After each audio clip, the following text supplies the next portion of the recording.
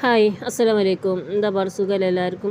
ഇന്ന് റവ കേസരി ഉണ്ടാക്കുന്നത് പോലെ ബെൻസി റവ വെച്ചിട്ട് ഒരു അടിപൊളി കേസരി ഉണ്ടാക്കിയെടുക്കട്ടോ. അപ്പോൾ അതിന് വേണ്ടിയിട്ട് ഞാനൊരു പാത്രം അടുപ്പത്ത് വെച്ചിരിക്കണം. അതിലേക്ക് ഒരു 3 ടീസ്പൂണൊക്കെ നെയ്യ് ചേർത്ത് കൊടുത്തിരുന്നു. ഞാൻ നെയ്യൊക്കെ ഒന്ന് ചൂടായി വന്നതിന് ശേഷം അതിലേക്ക് ഞാൻ അണ്ടിപ്പരിപ്പും മുന്തിരിയൊക്കെ ഇട്ട് കൊടുത്തിരിക്കണം. ഇനി ഇതൊക്കെ ഒന്ന് വറുത്ത് കോരിയെടുക്കാം.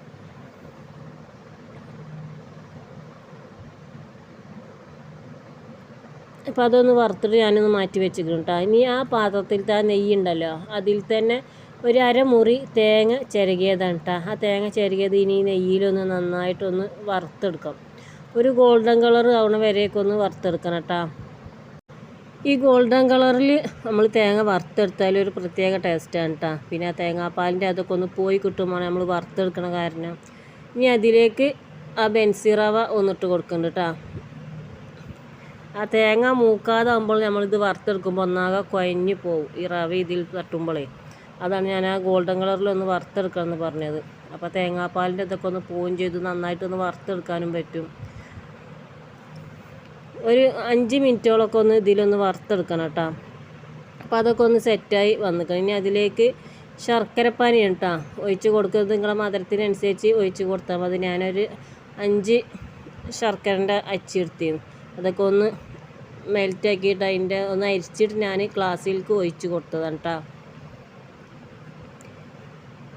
ഇതിലൊന്ന് ഇട്ട് ഇതൊക്കെ ഒന്നുപാടെ ഒന്ന് മിക്സ് ചെയ്തതിന് ശേഷം ഇതിലേക്ക് കുറച്ചും പാടിയൊക്കെ വെള്ളം ഒഴിച്ച് കൊടുക്കണം കേട്ടോ. അപ്പോൾ ഞാൻ ഒരു 1.5 ഗ്ലാസ്സും പാടിയൊക്കെ വെള്ളം ഞാൻ ഇതിലേക്ക് ഒഴിച്ച് കൊടുത്തിക്കണം, അതിന് വേവാൻ ആവശ്യത്തിനുള്ളതേ.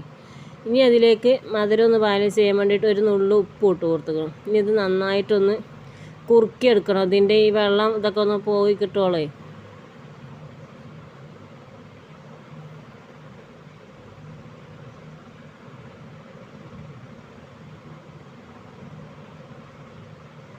അപ്പോൾ അതൊക്കെ ഒന്ന് നന്നായിട്ട് വെള്ളമൊക്കെ ഒന്ന് വറ്റി വന്നിട്ടുണ്ട്. ഇനി അതിലേക്ക് ഞാനൊരു 3 ഏലക്കായ ഒന്ന് പൊടിച്ചിട്ട് ഒന്നിട്ട് കൊടുത്തിക്കണം. എന്നിട്ട് കുറച്ച് നേരം പാടിക്കൊന്ന് നന്നായിട്ടൊന്ന് ഇളക്കിയിട്ട് ഒന്നും പാടിക്കൊന്ന് അതിൻ്റെ നീരൊക്കെ ഒന്ന് വറ്റിച്ചെടുക്കട്ടോ.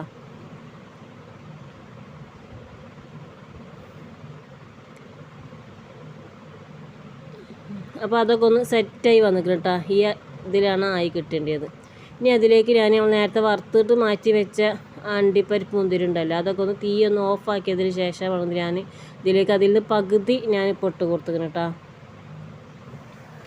ഇതെല്ലാം കൂടി നന്നായിട്ടൊന്നും പാടിക്കൊന്ന് ഇളക്കി മിക്സ് ചെയ്തെടുക്കാം. പകുതി ഞാൻ ഇതൊന്ന് ഡെക്കറേഷൻ ചെയ്യാൻ വേണ്ടിയിട്ടേ ഇതിൻ്റെ അടിയിലൊന്നും ഇങ്ങനെ ഇട്ട് കൊടുക്കാൻ വേണ്ടിയിട്ട് മാറ്റി വെച്ചതായിരുന്നു.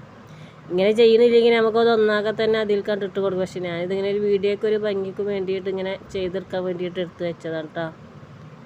ഇനി ഇതിൽ നിന്ന് കുറേശ്ശെ എടുത്തിട്ട് ഈ പാത്രത്തിലൊന്ന് ഫുള്ളാക്കി എടുക്കാം. അപ്പോൾ ആ പാത്രത്തിലേക്ക് ഒന്നിട്ട് അമർത്തി എടുത്തിക്കണം കേട്ടോ. ഞാനിതൊരു പ്ലേറ്റിൽ ഇട്ടിട്ട് ഒന്ന് കമഴ്ത്തി എടുത്തതാണ്.